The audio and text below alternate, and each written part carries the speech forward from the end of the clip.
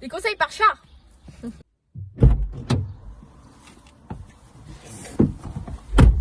Ok, bonjour. Bon, aujourd'hui on se retrouve pas pour un vlog ou pour un truc comme ça. J'allais dire comme à notre habitude, mais j'ai fait qu'une seule vidéo vlog, donc ça va être un peu compliqué. Mais plutôt pour parler d'un sujet sérieux qui pourrait en aider pas mal. Donc aujourd'hui on va parler... Attendez.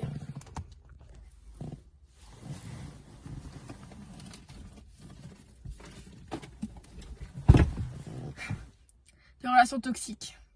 Si jamais je ne sors pas mes sources de nulle part, de ma tête, c'est pas en mode je viens devant vous, je vous dis tout ça alors que c'est pas vérifié, c'est pas sûr. Non, c'est des ressources.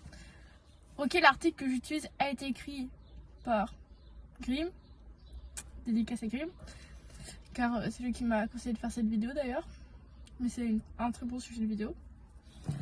Il a écrit son article sur des informations, enfin sur un site bien précis et tout, que je mentionnerai là et en description.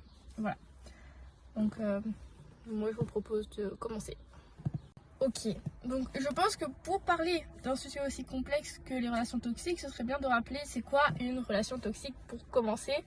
Donc une relation toxique, pour rappel, c'est quand une des deux personnes de la relation ou même les deux personnes ressentent un mal-être, un inconfort dans la relation ou qui sont mal.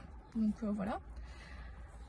Et voilà. Pour rappel, deux personnes peuvent être toxiques l'une pour l'autre sans forcément être des personnes toxiques. Il suffit que les valeurs ne conviennent pas. Aujourd'hui, on va parler de deux grands points. Donc d'abord, comment se libérer d'une relation toxique, qu'on va bien évidemment détailler. Et comment construire et cultiver des relations saines. Du coup, pour se libérer d'une relation toxique, ce qui va être important d'abord, ça va être bien évidemment de s'engager dans cette guérison.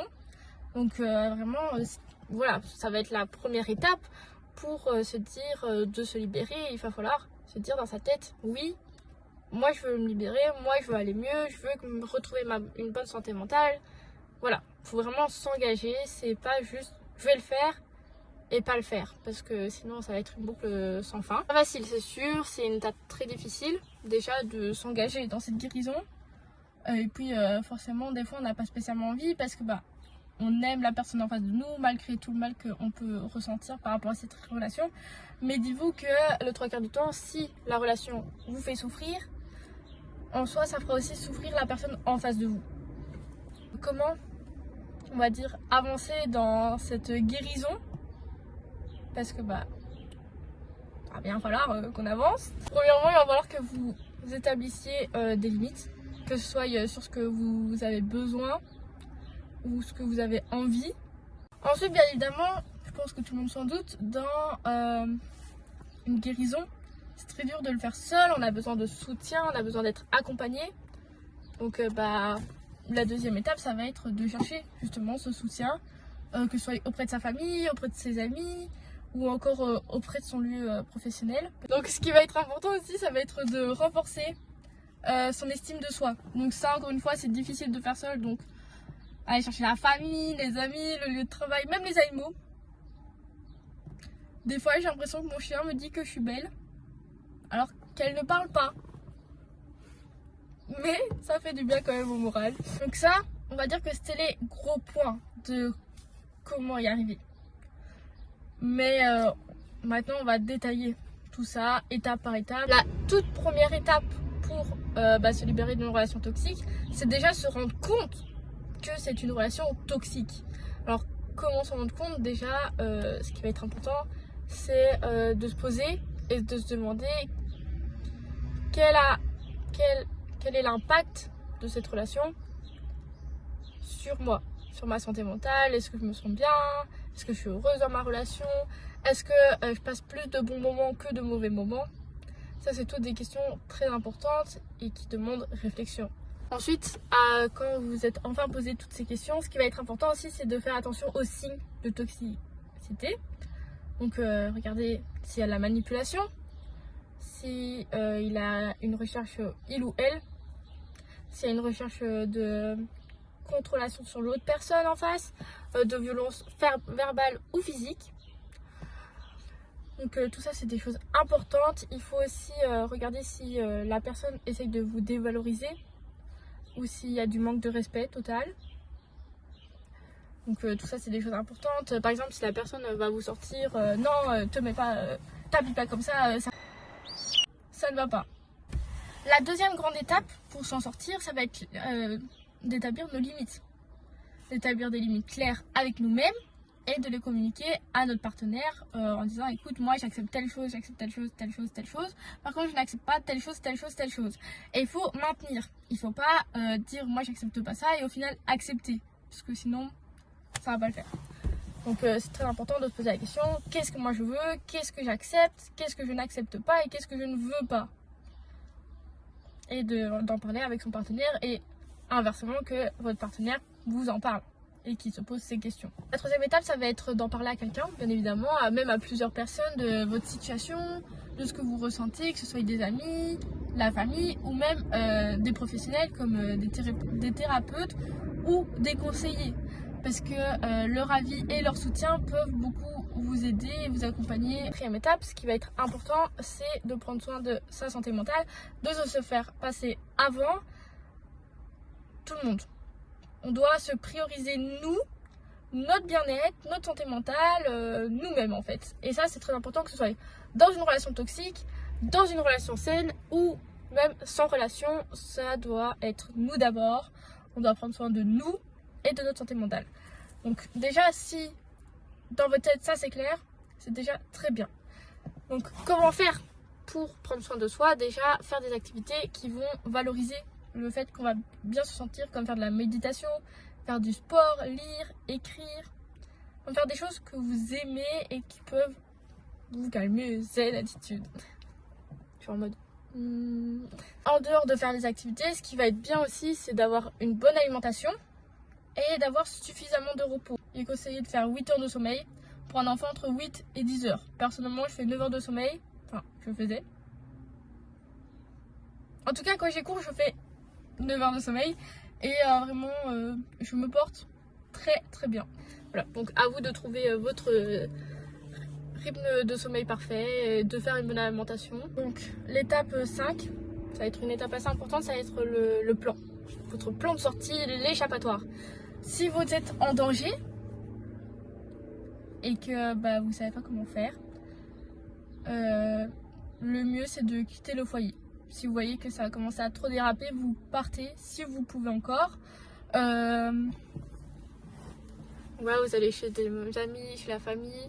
Il y a plein de centres aussi pour l'aide aux personnes en danger, que ce soit hommes ou femmes. Donc voilà. Ce que je vous conseille aussi, c'est de appeler des professionnels ou des organisations. Si par contre vous êtes en situation parce que vraiment le danger il est déjà trop avancé, que vous pouvez pas partir chez des amis, que vous pouvez appeler personne, il existe plusieurs signes. Pendant la période du Covid, il y avait quand vous allez en pharmacie demander le masque 19. Il y a aussi le signe que je vais vous montrer. Je ne suis pas en danger, je vous montre le signe. Donc vous tendez la main comme ça, vous rentrez le pouce et vous refermez la main. Voilà, aussi simple que ça vous faites. Ça, c'est un signe de danger. Vous pouvez aussi faire un point noir au milieu de la main. Vous faites, on voit le point noir. Après, celui-là est beaucoup moins connu que celui-là. Ok, donc l'étape 6 est sûrement l'étape la plus difficile, mais ça va être de stopper la relation. Donc, de mettre un fin, vous coupez les liens. Vraiment, le mieux, ça va de ne pas être garder contact avec cette personne, mais dans certains cas, c'est difficile. Donc, le mieux, ça va vraiment de prendre cette distance, de stopper la relation. Là, vous êtes libéré de votre relation, donc là, vous êtes seul. Vous êtes seul, vous êtes accompagné, soutenu de votre famille, de vos amis, de professionnels, etc. Mais dans tous les cas, vous n'avez plus de partenaire, vous n'avez plus ça. Donc là, ça va être le moment où vous allez devoir vous concentrer sur vous à 100%, à avancer, à continuer la guérison, parce que là, la guérison n'est pas du tout finie. Donc là, ce qui va être important, c'est vous dire, bon, maintenant, cette relation est finie, je vais me concentrer sur moi-même, guérir de cette relation pour dire de pouvoir avoir une nouvelle relation et cette fois saine, ce qui est très important. Mais comment avoir une relation saine? Comment la construire pour établir une relation saine? Ce qui va être très important, c'est la communication. Donc, comme je l'ai dit au début de la vidéo, dès le début, établir ce que vous acceptez, ce que vous n'acceptez pas, ce que vous avez besoin, ce que vous n'avez pas besoin. Quelque chose d'autre de très important dans une relation saine, c'est le respect. Si vous avez commencé à parler et que la personne en face de vous vous sort un FTG, pour pas dire le mot, ça ne va pas. Non, ce n'est pas acceptable, c'est pas respectueux envers vous. Donc voilà. Il faut aussi qu'il y ait un équilibre émotionnel. Ça, c'est quelque chose de très important. Bien évidemment, quelque chose de très important, mais je suppose que tout le monde s'en doute, c'est de ne pas rentrer dans une nouvelle relation si vous n'avez pas avancé de celle d'avant. Parce que déjà, vous, ça va vous faire du mal et ça va faire du mal à la personne avec qui vous allez vous mettre. Et puis, votre guérison, elle ne sera pas terminée et ça va recommencer en fait. Donc, ça va faire une boucle sans fin. Donc, voilà. Donc, en conclusion et en résumé, se libérer d'une relation toxique, c'est loin d'être facile, mais c'est important pour être bien, pour sa santé mentale, pour nous en fait, pour nous comme pour votre partenaire. Voilà. Donc c'est un processus lent, compliqué, et c'est très important d'être soutenu pendant cette période par ses amis, par des professionnels, par la famille.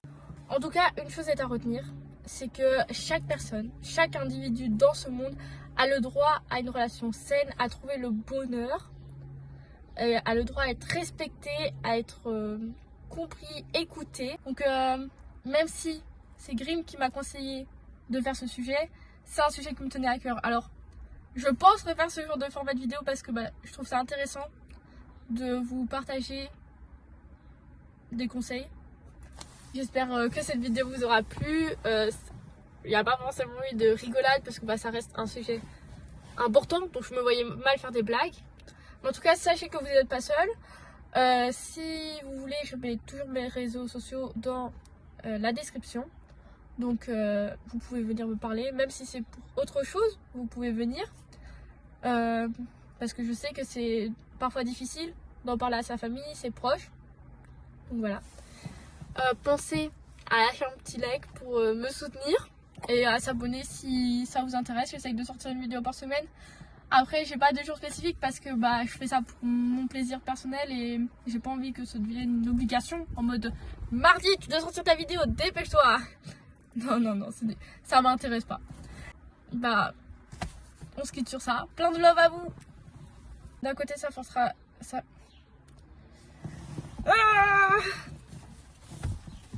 Premièrement, il va falloir que vous établissiez.